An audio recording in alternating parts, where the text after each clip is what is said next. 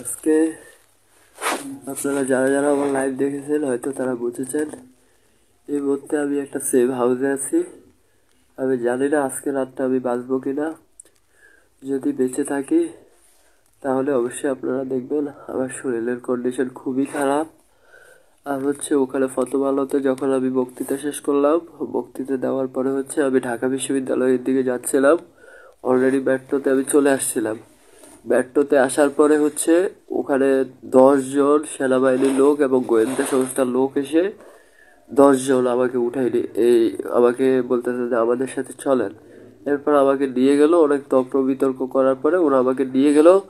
যখনই আমি বের হচ্ছিলাম ঠিক তখনই আমি আমার সমন্বয়ক রিপাত রশিদকে একটা ভয়েস দিলাম যে আমাকে প্রথম আলোতে আমি আসছিলাম, এখানে প্রথম আলোর বিরুদ্ধে লেকচার দেওয়ার কারণে আমাকে গোয়েন্দার লোক এবং সেনাবাহিনীর লোকেরা উঠাই নিয়ে যাচ্ছে। এটা বলে রিফাতকে আমি ভয়েস মেসেজ দিলাম। অ্যান্ড ওখান থেকে যখন তারা আমাকে নিয়ে গেল, আমি যখন ভয়েস মেসেজ দিচ্ছিলাম রিফাতকে, তখন আমার থেকে মোবাইলটা নিয়ে চলে গেল।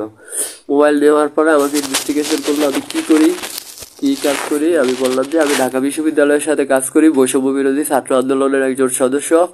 এরপরে আমি জাতীয় নাগরিক ঐক্য কমিটির উত্তরা শাখার একজন সদস্য। এগুলা বলার পর আমাকে জিপে বসাইলো। বসানোর পরে আমাকে নিয়ে 1 ঘন্টা এলোমেলো সারা ঢাকা শহরে 1 ঘন্টার মতো আমাকে এলোমেলো ঘুরাইছে, আমাকে মারান। আর এখানে বলতেছে যে আজকে ওখানে নিয়ে তোকে শুট করবো, ওইখানে নিয়ে তোকে হ্যান্ড করবো, ত্যান করবো। ও অনেকে বলতেছে যে আমার কাছে এক্সট্রা ম্যাগাজিন আছে, ওরে শেষ করে দিব। ঠিক আছে, ওরা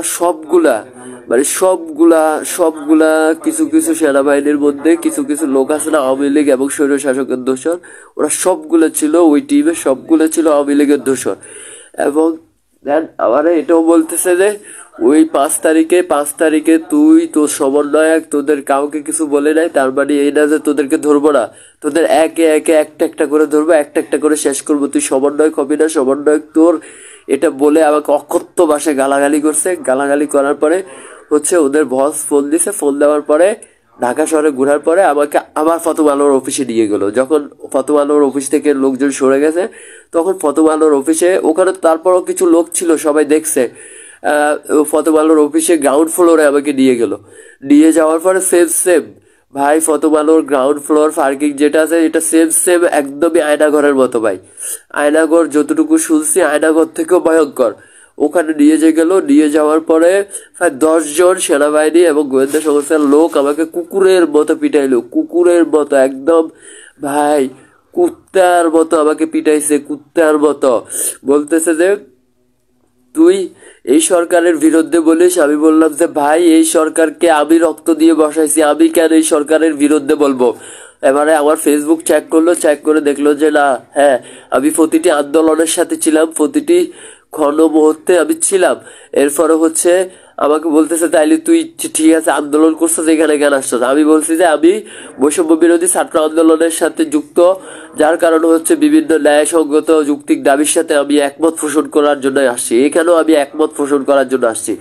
আমাকে একদম কুকুরের মতো পিটাইছে ভাই। আমার শরীর, হয়তো আপনি আমার কথা শুনে আপনারা আমার কথা বুঝবেন না, আমার শরীর খুবই খারাপ কন্ডিশন করে ফেলছে। আমি হয়তো আজকে রাতটাই বাঁচবো, কিন্তু আমার দুঃখ শুধু এইটা, পরাধীন দেশে আমাকে মনে করেন আন্দোলনের সময় আওয়ামী লীগের লোকেরা আমাকে নিয়ে গেল, বসুন্ধরাতে নিয়ে গিয়ে আমাকে 3 জন একসাথে মনে করেন জানোয়ারের মতো পিটাইছে। পিটাইয়ার পরে মনে করেন আমাকে 500 টাকা হাতে ধরাই দিয়ে আমাকে যান ভিক্ষা দিয়ে আমাকে ছেড়ে দিছে।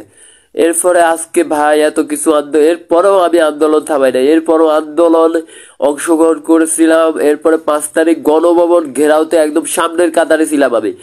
ওই গণভবন ঘেরাও করে শেখ হাসিনা পালানোর পরে এরপরেও আমি ক্ষান্ত হই নাই। আমি দুদকের বিরুদ্ধে অ্যাকশন নিছি, রাজুকের বিরুদ্ধে অ্যাকশন নিছি, বিভিন্ন দুর্নীতির বিরুদ্ধে অ্যাকশন নিছি। এরপরে গত এরপরে আমাকে প্রথম আলোর অফিসের নিচে গ্রাউন্ড ফ্লোরে ওখানে প্রায় 2টা ক্যামেরা আছে, সিসি ক্যামেরা আছে। আমি জানি ওরা ক্যামেরার রিলস গুলা সরাই ফেলবে, কিন্তু ওখানে 2টা ক্যামেরা আছে। আমাকে যখন ওরা কুত্তার মতো পিটাচ্ছিল তখন হচ্ছে প্রায় 500-600 লোক হচ্ছে ফতোমাল্লোর অফিসের সামনে জেনে গেছে যে আমাকে ভিতরে পিটাচ্ছে। ওরা হচ্ছে 500-600 লোক একদম অফিসের সামনে এসে ভাঙচুর লাগানোর পরে হচ্ছে এরপরে আমিও প্রায় 4-5 বার করে অজ্ঞান হয়েছি। যখনই অজ্ঞান হই তখনই আমাকে পানি দিয়ে আমাকে উঠায় আবার পিটায় আমাকে। এরপরে এইভাবে কয়েকবার করে পিটানোর পরে যখন দেখলো যে আমার শরীরের কন্ডিশন খুবই খারাপ, আমি আর রেসপন্স করতেছি না, তখন আমাকে হচ্ছে একটা গাড়িতে করে নিয়ে আসলো। নিয়ে এসে আমাকে তেজগাঁও থানাতে ছেড়ে দিয়ে গেল। তেজগাঁও থানাতে ছাড়ার পরে ওখানকার পুলিশ অফিসাররা অনেক হেল্পফুল ছিল। ওরা হচ্ছে আমাকে মুসলেখা রেখে আমাকে ছেড়ে দিছে। এরপরে ছেড়ে দেওয়ার পরে আমি কোনো রকম জানটা বাঁচিয়ে একটা সিএনজি নিয়ে আমি একটা সেভ হাউসে আসছি। এখন এই সেভ হাউস থেকে এই ভিডিওটা শেয়ার করছি। ওরা আমাকে বলছে তোর সাথে যা করছে তুই যদি এগুলা শেয়ার করস তাহলে হচ্ছে তোকে শেষ করে ফেলবো। তোদেরকে আমরা 5 তারিখে কিছু বলে নাই, তার মানে এই না যে তোদেরকে আমরা ধরবো না, তোদেরকে এক এক করে ধরবো। তুই সমন্বয়ক হবি না, তোর সমন্বয়কের সবগুলারে এক এক করে ধরবো। ভাই আমি বিশ্বাস কর ভাই, আমি মিথ্যা বলতেছি না ভাই। এই জুলাই আন্দোলনে কষ্ট কি রে ভাই, যারা রাস্তাতে রাস্তাতে আমরা ছিলাম সবাই জানে ভাই। এই সরকার শেখ হাসিনাকে সরানোর জন্য আমরা কত কষ্ট করছি। আমরা আমাদের গুল্লির সামনে দাঁড়াইছি, প্রতিদিন আমরা গুল্লির সামনে দাঁড়াইছি। শেখ হাসিনার গুল্লি আমাদেরকে শহীদ করে নাই, আমাদেরকে রেখে গেছে, আমাদেরকে আল্লাহ বাঁচাইছে। তার মানে এই না রে ভাই যে আমি স্বাধীন দেশে মার খাবো, তার মানে এই না। এখন পর্যন্ত সেনাবাহিনী গোয়েন্দা বিভাগের মধ্যে ভাই শয়ে আওয়ামী লীগের টিমের লোকেরা রয়ে গেছে ভাই। আমরা ওদেরকে চাইলেও কিচ্ছু করতে পারবো না। আমার বলতেছে যে তুই এ দেশ ছেড়ে চলে যা, আমার এটা বলতেছে ভাই। আমার কুকুরের মতো পিটাইছে ভাই, কুকুরের মতো পিটাইছে। আজকে যদি শেখ হাসিনা আমরা যদি রাস্তায় না নামতাম, শেখ হাসিনা যদি না যাইতো, তোরা সারা জীবন শেখ হাসিনাকে খালা সার করতে করতে তোদের দিন পার হয়ে যেত। এই স্বাধীনতা তোরা আমাদের জন্য পাইছিস আর তোরা আমাদেরকেই পিটাস। আর মানুষ কেমনে ভাই এত জানোয়ার হয় রে ভাই। ভাই বিশ্বাস করবি না ভাই, আওয়ামী লীগের যারা নেতা বা যারা আওয়ামী লীগ করে তাদের মধ্যে থেকেও তো আন্দোলনে আমাকে উঠাই নিয়েছিল। ওরাও এতটা জানোয়ার ছিল না ভাই। ওরাও 2-1 ঘন্টা পিটাইয়া সুন্দর মতো পিটাইয়া চাইনা দিছে, 500 টাকা ভাড়া দিয়ে দিছে ভাই। আর তোরা হচ্ছে কুকুরের মতো আমার পিটাইছস। পিটানোর পরে বলতেছ আচ্ছা তুই সমন্বয়ক হবি, তুই যদি এই কথা যাইয়া যদি প্লাস করিস তোকে শেষ করে দিব, এইভাবে বলতেছে। আর তোদের একটা একটা করে ধরবো ভাই। আমি বুঝে গেছি ভাই, এই দেশে আর কিছু হবে না ভাই। এই দেশে আমরা শেখ হাসিনারে সরাইতে পারছি ঠিকই, কিন্তু এদেরকে আমরা সরাইতে পারবো না ভাই। এরা এখনো টিমের হয়ে গেছে ভাই। কুকুরের মতো পিটাইছে আমাকে ভাই। আমাকে বলতেছে যে কেউ বলতেছে আমার কাছে একটা ম্যাগাজিন আছে, কেউ বলতেছে স্যার আমার দেন আমি খুন করবো। এরপরে কেউ বলতেছে স্যার আমাকে দেন আমি আরো 1 ঘন্টা পিটাই। মানে ভাই ভাষায় প্রকাশ করার মতো না, এটা ভাষায় প্রকাশ করার মতো ছিল না রে ভাই। এই হলো অবস্থা। কুকুরের মতো পিটানোর পরে যখন দেখছে আমার শরীর আর রেসপন্স করতে দেয় না, তখন আমাকে তেজগাঁও থানাতে নিয়ে গেছে। তেজগাঁও থানাতে তাও ওখানকার সেনাবাহিনীর মধ্যে একজন লোক ছিল খুবই ভালো, নর্মাল সৈনিক টাইপের। সে তার অনেক রিকোয়েস্টের পরে বলছে যে আমাকে বলছে যে তুই শিউর দে যে তুই এই দেশ ছেড়ে চলে যাবি। টমন্ডয় খান এগুলো সব বাদ দে, এগুলো কেউ টিকতে পারবে না। তুই এই দেশ ছেড়ে চলে যা, তুই অলরেডি আমাদের পোকাসে পড়ে গেছিস, তোর আমরা শেষ করে দিব। এরপরে একজনে অনেক রিকোয়েস্ট করার পরে ওরা আমাকে দেখলো যে যখনই প্রথম আলোর সামনে হাঙ্গামা হচ্ছে তখন আমাকে একটা গাড়ি করে প্রথম আলোর থেকে গ্রাউন্ড ফ্লোর থেকে বের করে নিয়ে এসে সোজা তেজগাঁও থানাতে এনে আমাকে এখানে দিয়ে গেছে। এরপরে তেজগাঁও থানাতে যে পুলিশ অফিসার ছিল, ওই পুলিশ অফিসার আমাকে অনেক ভালো রেসপন্স নিয়ে আমাকে বুঝ লেখা রেখে ওই পুলিশ অফিসার আমাকে ছেড়ে দিল। আমি কোনো রকম রাস্তায় এসে ভাই আমি শুয়ে গেছি ভাই, দাঁড়াতে পারি নাই। এইরকম ভাই তোদের যদি মারার এতই শখ থাকতো ভাই, আমরা মৃত্যুরে তো ডরাই না ভাই। আমরা শেখ হাসিনার গুলির বিরুদ্ধে দাঁড়াইছি, আমরা এই দেশ স্বাধীন করছি ভাই, আমরা মৃত্যুরে ডরাই না। আমরা তোদের মারার যদি ইচ্ছা থাকতো ভাই, একটা গুলি করে দিতি, তাইলেও তো এত যন্ত্রণা সহ্য করতে হইতো না। একটা গুলি করে দিতি, এক গুলিতে শেষ হয়ে যেত, 50টা গুলি একসাথে করে দিতি ভাই। কিন্তু তো তোরা তো জানোয়ারের মতো পিটাইছিস রে ভাই। সমস্যা নাই, আমার আল্লাহ দেখছে, আল্লাহ কারিম। যে আমার উপরে জুলুম হয়েছে না, এই প্রথম আলো আর ডেইলি স্টার, এই প্রথম আলো আর এই ডেইলি স্টার এই বাংলাদেশে সার্ভাইভ করতে পারবে না। আর যদি সার্ভাইভ করে তাহলে প্রিয় সরকার আপনি শুনে রাখেন, আমাদের রক্তের বিনিময়ে আপনাকে বসাইছি। আমার ফেসবুক অ্যাকাউন্টে ঢুকে আমার অ্যাক্টিভিটি চেক করবেন। সেই 2016 থেকে শেখ হাসিনার বিরুদ্ধে শুরু করেছিলাম, অন্যায়ের বিরুদ্ধে কথা বলা শুরু করেছিলাম। সে 2016 থেকে শুরু করেছিলাম, আন্দোলনে অংশ করছি, গণভবন ঘেরাওতে সামনে ছিলাম। এইরকম প্রতিটা মত্ত গুল্লির সামনে আমরা দাঁড়াইছি, গুল্লির সামনে দাঁড়িয়ে রক্ত দিয়ে আপনাদেরকে বসাইছি।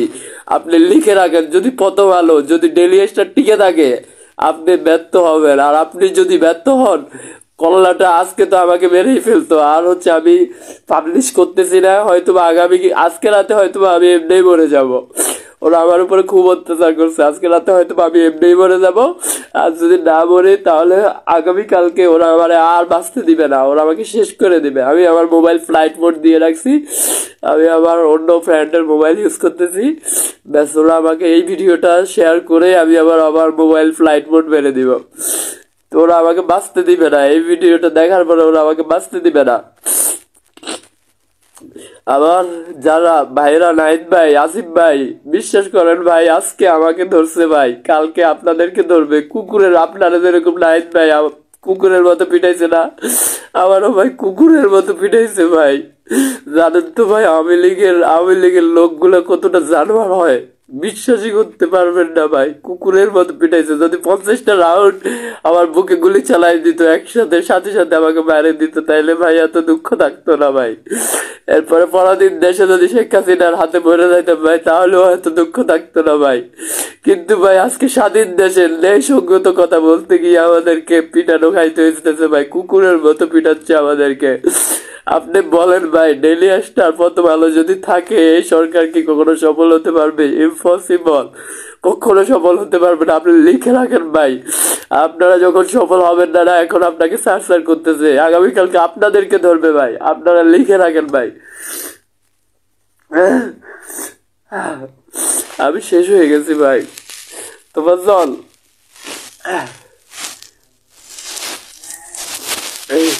এদিকে আসো।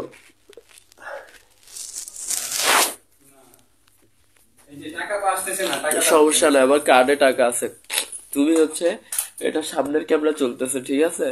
তুমি হচ্ছে সামনে আসবে না, মোবাইলটা এইভাবে ধরবা, আমার প্যান্টটা একটু তোমার মুখ দেখাবা না। দেখ দেখ নাহিদ ভাই, দেখ যেভাবে তোর কুকুরের মতো পিটাইছে না, এইভাবে কুকুরের মতো ভাই আমার পিটাইছে। আমি কি অপরাধ করছি ভাই বল, আমার কুকুরের মতো পিটাইছে। দেখ ভাই, আমি দাঁড়ানোর পর্যন্ত আমি 5বার ভাই, আমি 5বার অজ্ঞান হয়েছি। এই 5বার উঠাই আমাকে আবার পিটাইছে ভাই। যখনই দেখছে আমার শরীর রেসপন্স করতেছে না, তখনই মনে করে আমাকে আবার পিটাইছে। দেখ ভাই, আমার হাড় গুলো সব ভেঙে ফেলছে পিটাইয়া ভাই। দেখ দেখ ভাই, তোর যেভাবে কুকুরের মতো আওয়ামী লীগের লোকগুলো পিটাইছে, দেখ ভাই আমার ওইভাবে কুকুরের মতো পিটাইছে। আমার দেশ চালার জন্য আলটিমেট দিয়ে দিছে ভাই।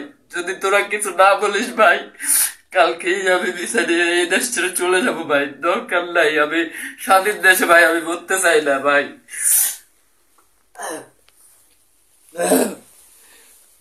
ওরা আমার উপরে এতটা অত্যাচার করছে ভাই। যদি শেখ হাসিনার পরাধীন দেশে অত্যাচারিত হয়েছি, প্রতিদিন গুল্লির বিরুদ্ধে দাঁড়াই আন্দোলন করছি, সমস্যা ছিল না। 50টা তখন মরার জন্য বের হয়েছিলাম ভাই। কিন্তু ভাই এখন তো দেশটা স্বাধীন করছি, এখন কেন অন্যায়ের বিরুদ্ধে কথা বলতে গিয়ে আমাদেরকে মাইর খাইতে হবে?